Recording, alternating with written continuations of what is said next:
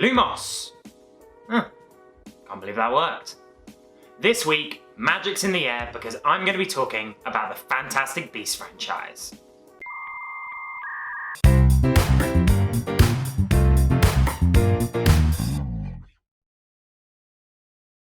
Now before we get into the video, I just wanted to take a quick pause to say that neither the channel nor myself support the comments made by J.K. Rowling regarding trans people and their place in society. We, like many others, believe that the artists can be separated from their content. And me in particular, I've always thought that Harry Potter represents inclusivity, and I think it should remain a symbol of this going forward. We just wanted to get all of that out of the way before we begin the content.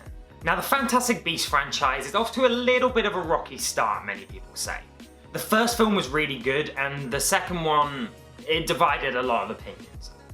Now, there are still a lot of good things about this. I don't think for 1 minute that this movie franchise is unsalvageable. There are some great performances from the likes of Eddie Redmayne, Dan Fogler and Jude Law, just to name a few. And also the just scale and scope and beauty of the magic that they put on display is quite remarkable. There is really a lot of potential in this series, but there's just a few things that they need to just tweak and make sure they get right going forward, just to make sure that this franchise doesn't really flop, feeling like sort of the underachieving son of the Harry Potter franchise. We don't want it to be sat in the shadow. We want all Harry Potter content to be at the same standard as the main film. Before I jump in, just a quick warning that there will be spoilers throughout this video. I assume that most of you out there have probably seen the first two movies already, but just in case you haven't, here's your warning right now. Okay, so first thing on my list is no more twists for the sake of twists. And by that I mean stuff like Credence being Aurelius Dumbledore, Lita dying even though they only just introduced her as this big important part to the story, and many other things like that. Like Queenie turning to the dark side or whatever as well. They just feel unnecessary, they feel unearned, and I just don't think they have much place in there. Unless you're going to do something really significant with it, which I really hope they do. One thing that they have actually done well was the reveal that Percival Graves was Grindelwald. I think that was executed really well, although it was alluded to quite a bit and it may have been a bit obvious. It was earned, that's the point. Throughout the whole thing you were like, there's definitely something more to this character, he can't just be this random Percival Graves person. And it turns out he wasn't, and that was earned, and it was worked really well within the confines of the story. The next thing they need to do is not go too far into the fan service. Don't do what the 9th Star Wars film did and try and answer a lot of the issues that people had with The Last Jedi. The bold choices made in that film is what made it good, admittedly also what made it divisive. And I think the Fantastic Beasts films need to do a similar thing. Those bold decisions that they made, like making Aurelius Dumbledore exist, I think could work really well. I know I just said that I didn't like that kind of thing, that it's unearned, but make it earn. Make me think it's really clever and really groundbreaking, make it work within the story, and then I'll be fine with it, like everyone else will. There's a really good theory as to how they can do this to make it really work within the plot, and that was given by the SuperCarlinBrothers. A lot of their Harry Potter theories are really quite good, and a lot of the time I think that they should be what the actual canon is. But enough of that, let's get back into what I think we should be doing about this. Now, not only do you have to sort of answer the fans in some sort of weird balance between making your own decisions and making actual surprises happen, but you also do need to respond to the fans a little bit. At the end of the day, they're the ones buying the tickets and they're the ones who determine the success. So you do need a few little hints that there are things about it that they will really love. However, don't go too far the other way, and by that I'm going to be talking about McGonagall and Nagini. Now, the introduction of Professor McGonagall in this series was pretty controversial. Basically because they just sort of ignored their own timeline. They stated a year that McGonagall joined Hogwarts and then just completely contradicted it by including her in the Fantastic Beasts timeline. It was just put there as a little moment for them to go, oh, it's McGonagall, without it making any real sense. And it's fan service like this that a lot of fans don't like. In the cinema, they love it. There's just a moment where they're like, oh, McGonagall, and then they just think about it for a second and go, no, that doesn't make sense. There's an established canon here. Let's try not to mess with it. You know, I'm not one to say that you shouldn't retcon things if they're not working. But this wasn't something that wasn't working, so why change it? And the other thing is Nagini. Now, Again, Nagini can be a bit of an issue here, but it could be something that works out really well. All I hope is that they don't just include her for the sake of including her. Why is she there? Why is it essential? And how does this link to her becoming part of Voldemort's crew? There's got to be a reason. I don't want it to just be a weird bystander in these films that kind of just by circumstance ends up as just a complete coincidence, the right-hand snake to Voldemort. I just don't think that that's something that will work. The last thing as well that I want to talk about in terms of fan service is a little bit more in going into Dumbledore and Grindelwald's story. Now this is something already that they're starting to do. As much as I love Newt and the whole plot around the Fantastic Beasts and his sort of connection with Jacob and all of that, I think that's all great. But we all know that these stories are going in a certain direction and they're leading up to that battle between Dumbledore and Grindelwald. Now, I want Newt to still be involved in this. I want him to be the protagonist. He is the protagonist of the series. Let's not make it so that he's just in there because he happened to write the book and he's sort of a bystander watching all of this happen. I don't think that is what people want either. However, I don't want him to be used as like... I don't want him to be the reason why Grindelwald falls. Maybe he helps, maybe he's the reason why Grindelwald can be defeated. But imagine if they rewrote it so that he's the one who gives the final blow to Grindelwald instead of Dumbledore. All that does is diminish Dumbledore's role within the series and just makes him a bit less powerful. And that's not something we want. I mean, Newt's a powerful wizard, and that's been proven from the first two films.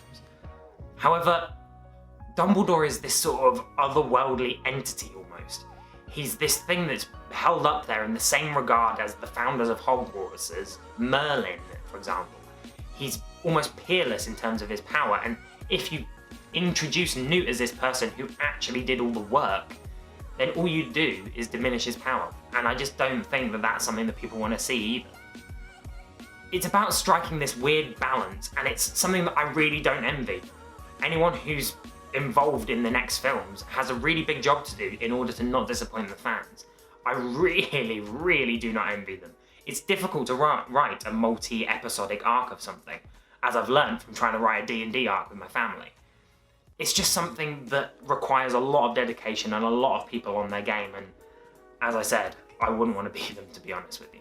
Now, in relation, in some regard, to my last point, my next thing that I want to talk about is making the beasts shine. Now, at the end of the day, this series is Fantastic Beasts and Where to Find Them. And as much as I really want to see the sort of Dumbledore-Grindelwald plot and a lot of the other things that they've come up with, a lot of the human elements, we want a little bit more of the beasts. Now, in the first film, I think that they did a really good job of showcasing them and made them a really integral part of the plot. They were the reason that Newt was there in New York in the first place, and they're the whole reason for him getting involved in everything that he gets involved in. They did a really good job of making that happen. However, in the second film, they were there almost weirdly as kind of fan service in themselves. When he rode that Kelpie, it was just kind of, it was a bit of a set piece, and it wasn't really necessary. All of them, in fact, every sort of impact that the beasts have is either a sort of a kind of really fancy Swiss Army knife almost, just a tool for Newt to use to get past something. Or that they're just there on the screen because they look cool, like the cats in the French Ministry of Magic. I just think a lot of the time they're just not very useful. But there's a lot more potential and a lot that they could do with the beasts in this franchise. For example, there's a lot that have appeared so far that don't appear in the sort of official Wizarding World textbook that's been released in real life. So why aren't they in there? We could really easily go into that. Maybe there's a strong reason why Newt didn't want to include them. It's not like he hasn't had any face-to-face interaction with them. Of course he has. We've literally seen it happen. So why didn't it make his final textbook? Is there a reason? Is he protecting them? Maybe this all needs to come into the story. And also, if he's going to be riding a Kelpie randomly, make it worthwhile. Like, I don't want to see him just randomly riding a beast unless that beast is going to come back later and be the ultimate reason why Grindelwald falls. Okay, I mean, I don't really want that to happen, that's a bit far, but you know what I mean. It needs to be important into the story. And if not, what's the point? Why are these called the Fantastic Beasts films? Why not just the story of Dumbledore and Grindelwald? Now, another thing that they could do to really sort of breathe some life back into this franchise is connect it in some way to the rumoured RPG that's supposedly coming out in the future. Now the best way I think that they could do this is sort of one of two main ways.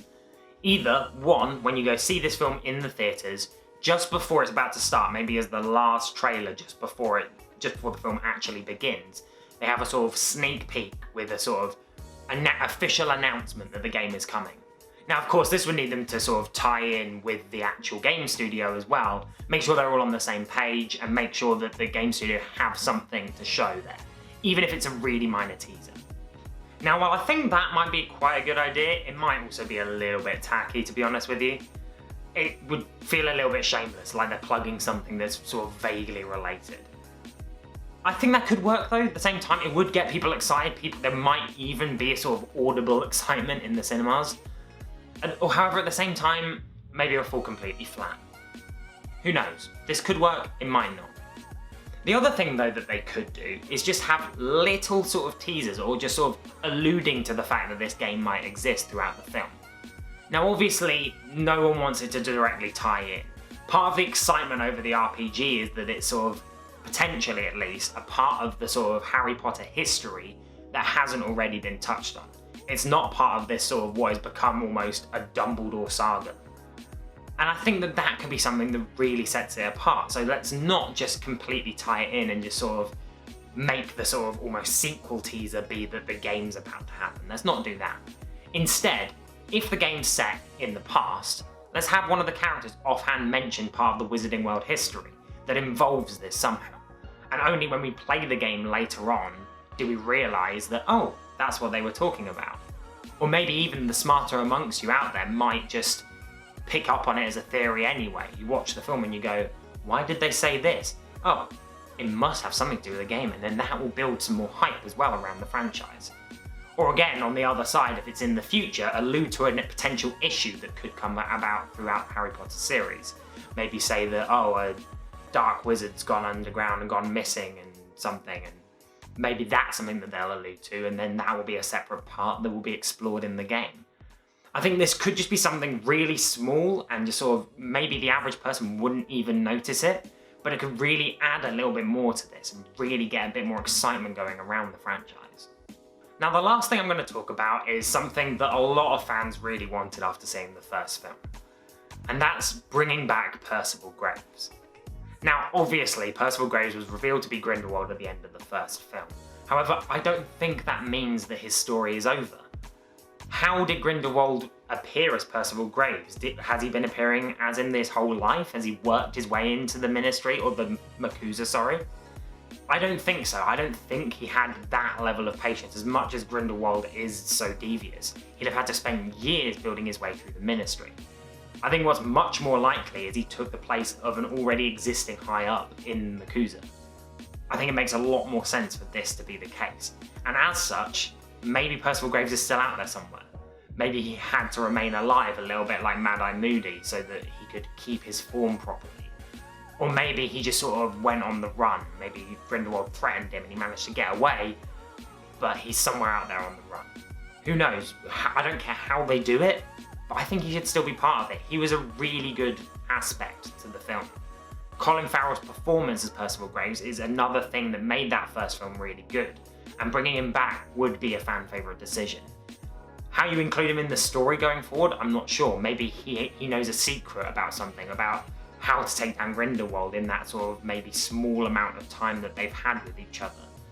Maybe he's not even that integral, but maybe he's just another set of hands to help out, I don't know. But I think it would be wasteful not to include him. He doesn't need to be the bad guy anymore, he could be working on the good side of things, and that would add another sort of level of this. I think it could work really well. All I know is I think that they should definitely include it. I mean, even if they've sort of, in their own headcanon from the writers, even if he's dead, in their opinion, I don't mind this kind of retcon. If you want to change him, bring him back, they never said that he's dead on the screen. Just, you know, bring him back. People get a lot of excitement out of it, and that's what they want from these films. They don't want just sort of pandering to, and they also don't want weird twists for the sake of twists. They want little elements to get them excited about the Wizarding World, and they want new characters that they can latch onto and really sort of become new fan favourites. Maybe Percival Graves can become the new Snape, a sort of left field person who everyone seems to love, despite the fact that he's not he's not one of the main characters, not one of the protagonists, but he's got a lot of fan support behind him. So there we go. There's my thoughts on what I think the Fantastic Beasts franchise needs to do going forward.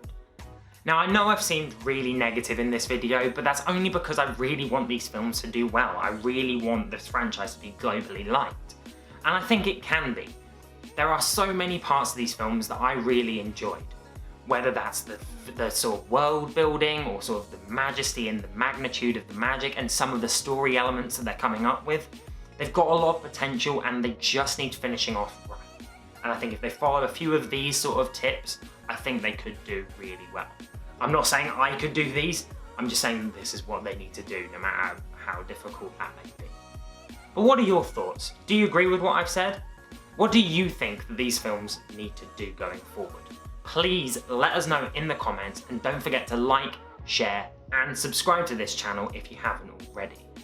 Also, if you want more content from me regarding this kind of thing, go follow the Instagram and Twitter accounts for this YouTube channel. Doing so would be a great help to us, and also you'll get a little bit more from me, a few more extra little bits of information, and you'll always know when the videos are coming up. With all that being said, thank you so much for watching, and I'll see you in the next video.